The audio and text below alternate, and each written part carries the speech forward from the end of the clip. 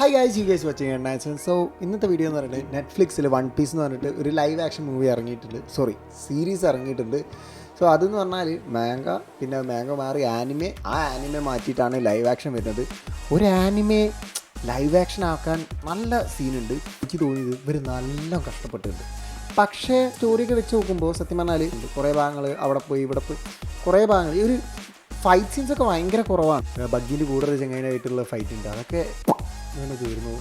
അങ്ങനെ കുറേ കാര്യങ്ങൾ ഇങ്ങനെ തീർന്നുണ്ട്. പിന്നെ ഒരു ക്യൂട്ട് നായ്ക്കുട്ടീൻ്റെ ഒരു സ്റ്റോറി ഉണ്ടായിരുന്നു. അത് ആ നായ്ക്കുട്ടീനെ കൂടെ അങ്ങോട്ട് പറഞ്ഞയച്ചാൽ അതെനിക്ക് ഭയങ്കര സങ്കടമായിപ്പോയി. പിന്നെ ഇതിൽ ബൗണ്ടി കാണിക്കുന്നത് ഓരോ ടീംസിൻ്റെ ബൗണ്ടി അടിപൊളി എങ്ങനെ പെട്ടെന്ന് സ്ക്രീനിലെടുത്ത് വരും, എന്നിട്ട് അത് അവരുടെ രീതിയിൽ അത് കട്ട് ചെയ്ത് പോകും.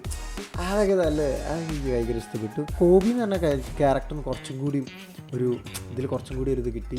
ഏറ്റവും രസമായി തോന്നുന്നു നാമി. ഇവരൊക്കെ ഈ ക്യാരക്ടേഴ്സിൻ്റെ കാസ്റ്റിംഗ് വെച്ച് നോക്കുമ്പോൾ ഭയങ്കരമായിട്ട് ഇവർ അഭിനയിച്ചിട്ടുണ്ട്. സത്യം പറഞ്ഞാൽ ഞാൻ ഒട്ടും പ്രതീക്ഷിച്ചിട്ടില്ല. കുറേ ക്യാരക്ടർ എനിക്ക് ഇത് തോന്നിയിട്ടില്ല ട്രെയിലറിലൊക്കെ കണ്ടപ്പോൾ. പക്ഷേ ഉണ്ടല്ലോ ഇതിൽ അടിപൊളിയായിട്ട് ഞാൻ വിചാരിച്ചില്ല. നല്ല കഷ്ടപ്പെട്ടിട്ടുണ്ട് ഇവർ, അത്യാവശ്യം നല്ല കഷ്ടപ്പെട്ടിട്ടുണ്ട്.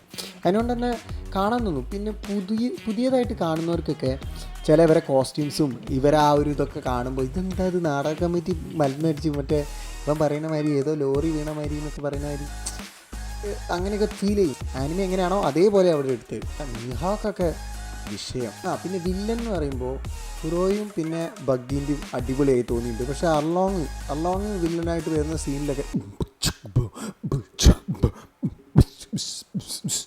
ഒരു വില്ലൻ ഒരു ഫീൽ എനിക്ക് ചില സീനിലൊന്നും എനിക്ക് ഫീൽ ചെയ്തില്ല. ഭയങ്കര ഒരു ഹേയ് ബ്രോ ആ ഒരു ഫീലൊക്കെ എനിക്ക് തോന്നി. ഞാൻ പറയുകയാണെങ്കിൽ ആനിമെ തന്നെ റെക്കമെൻഡ് ചെയ്യുള്ളൂ.